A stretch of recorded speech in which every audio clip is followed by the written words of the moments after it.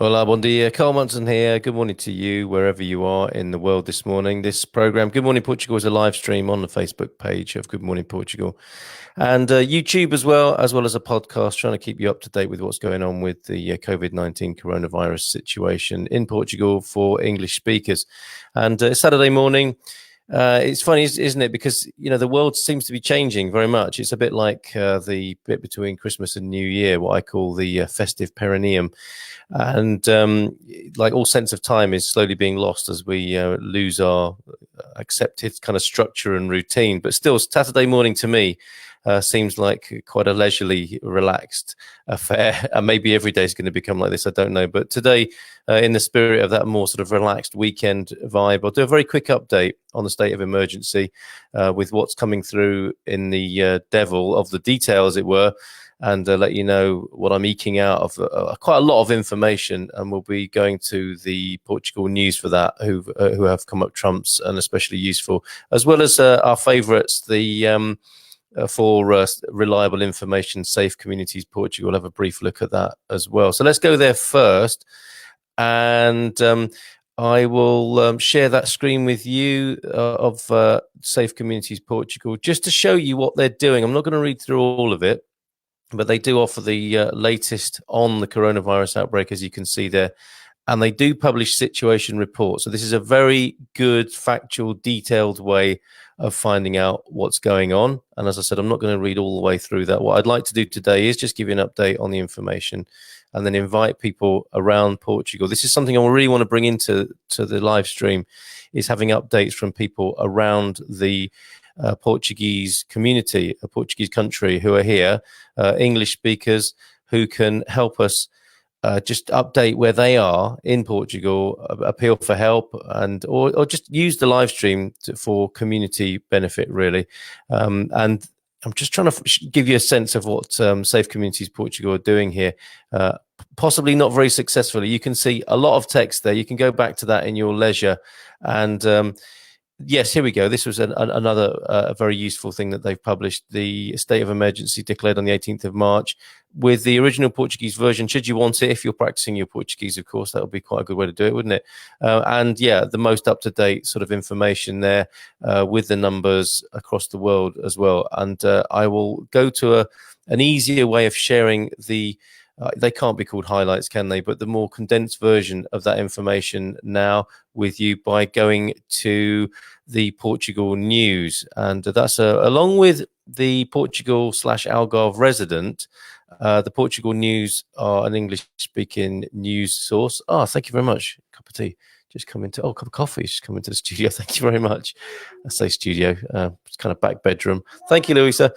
And that's my wife, Lucy, just brought me a coffee. We're doing like an audio diary called the Portugal Pillow Talk podcast, which is a much more personal share with you about what's going on for us as a family. We moved here just over, I don't even know, two years ago or so to Portugal. And, it's so ironic that we came here to live a very simple life. And that's happening, and not quite in the way we imagined. But that's our podcast of our personal life that we do as a wrap up at the end of the day, which you can find on the Good Morning Portugal podcast page. But as I said, here we go, the portugalnews.com. And this is their COVID-19 20th of March update yesterday, of course. And this is the DGS website. You'll find a link to that on goodmorningportugal.com with the data around the suspected and confirmed cases and number of deaths and recoveries in Portugal. So look there, as of yesterday, 7,732 suspected cases. 5 people have recovered officially, 6 have died, and there are over 1,000 confirmed cases now. The big news, I suppose, there, the important news, the scary news, confirmed cases in Portugal up 30% now to 1,020, as you can see there.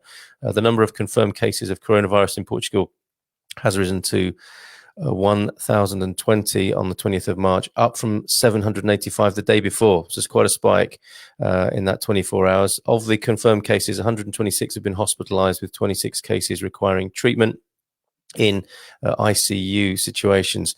The number of suspected cases, according to the bulletin of the Directorate General for Health, the DGS, has risen to 7,732 cases, up 27.6% in 24 hours. There are 850 cases awaiting laboratory results, and a further just over 9,000 being monitored by the authorities.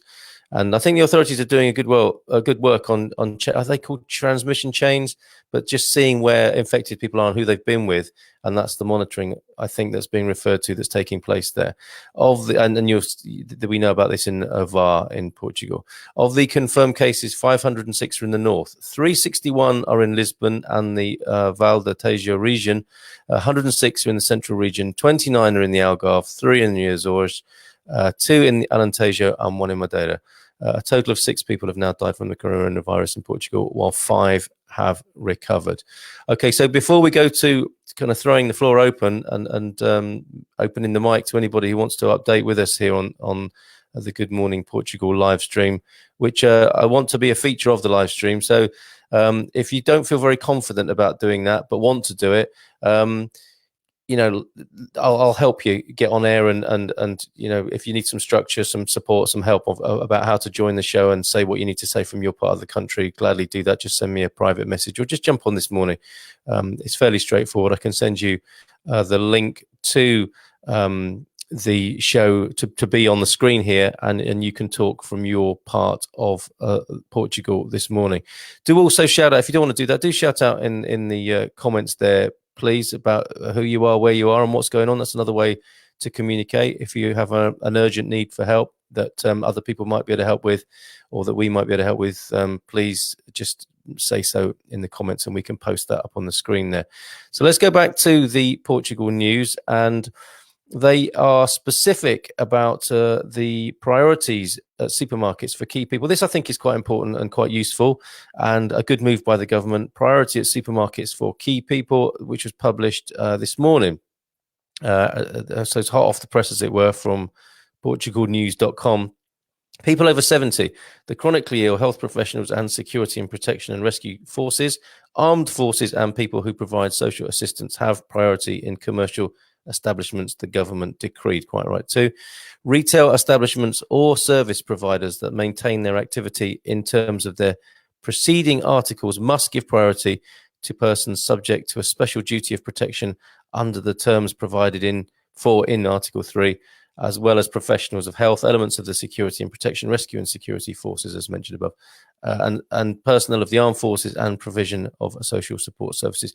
Key people, basically. That's really complicated and detailed, isn't it? And kind of legalese talk. But basically, this is a really good move that people who we need to stay well and be well and who are a priority are getting that priority service in supermarkets, and so they can get the supplies they need. The government decree, excuse me, isn't it weird whenever anyone coughs now?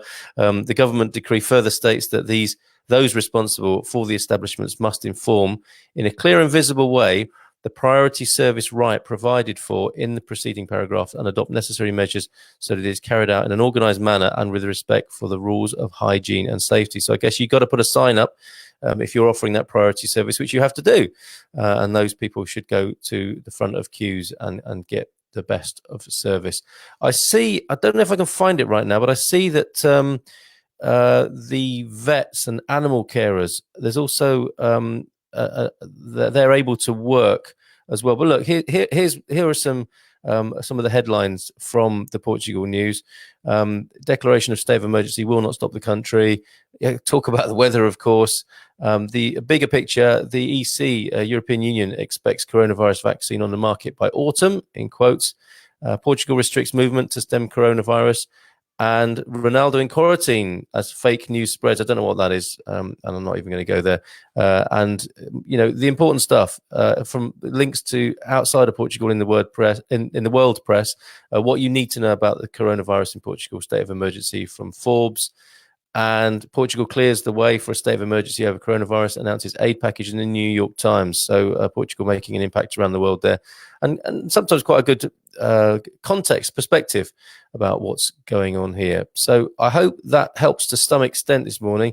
Go into Safe Communities Portugal for some of the best and most sort of detailed and non-newsy coverage of what's going on. That's my preferred source at the moment, and we're aiming to be a relay for that. As well as Lucky touched his face. I'll wash my hands afterwards. We aim to be a relay for that, and also for you. You know, the invitation is here now for people to come on onto the screen, into the live stream, to share what's going on in their part of the world. You know, that can be useful for other people. It can be therapeutic as well, you know, to speak out and to share what's going on for you. It doesn't have to be professional or anything like that. It just has to be, you know, like stepping up and coming on and saying what you've got to say, and we'll support you in doing that. So it would appear right now there's nobody who wishes to do that. So I'll probably cut it short and just leave that invitation open with you to come on and use this, or let other people know to do that. It would be good to have people reporting from around the country now that we have this incredible technology on our hands to do this and present things in a slightly different way. You know, we're not a normal sort of media news channel with an agenda of, obviously everyone has an agenda, but you know, I've not got adverts here or any sort of commercial agenda to adhere to or be influenced by. The idea here is to be a platform for people to share what they need to share and find out what they need to find out in the easiest way and in a routine way. So every Monday, Tuesday, Wednesday, Thursday and Friday morning, we're there at 9 o'clock with the latest information and a chance to share and talk as well. Maybe a bit of opinion after the factual stuff. And yeah, maybe tomorrow, Owen says, who might join us. So yeah, absolutely, Owen. It'd be great to get an update from you in the Castelo Branco area, I'm guessing. But you know, everyone who has access to watching this can join the stream just as easily. You don't need any specialist gear. You just need you know, if you're watching this on a laptop or a phone that's got a camera on it and a microphone, you can I can send you a link. I'll show you how easy that is. I will give you a link such as this, and then you will be able to click on that link, and there it is. And then you'll be on the screen with me talking about whatever you need to talk about, okay, here on the live stream. So yeah, Owen, for sure, do join us tomorrow. It'll be a sort of weekend routine, I suspect, and then we're back at 9 o'clock on the weekday mornings. And like I said before, you know, all of our structures, like weekends and weeks, are going to change, aren't they? We're going to lose our all sense, I suspect, in quite a short space of time about what a working week looks like. You know, there's going to be one day, and it's going to keep repeating itself. That's what I think that's my prediction for how it's going to be. You know, and that's how it gets at Christmas, isn't it? We have a sense of that. We have a taste of that in our in the countries that celebrate Christmas, or you know, anywhere where you take time off from the usual routine of work, and it's going to be one day repeating itself. Okay, and we get a chance to practice and refine that one day that we have. We're in isolation, in social distance, physical distance, really, as people are pointing out now. You know, let's not have a social distance, let's have a physical distance and keep that social connection going. And that's what I'd like to offer here. So I'll leave it there rather than waffling on, and I wish you a good weekend. Bon fin de semana, good day, bon dia, and we'll see you again real soon. Take care. Bye for now. Good health and happiness to you.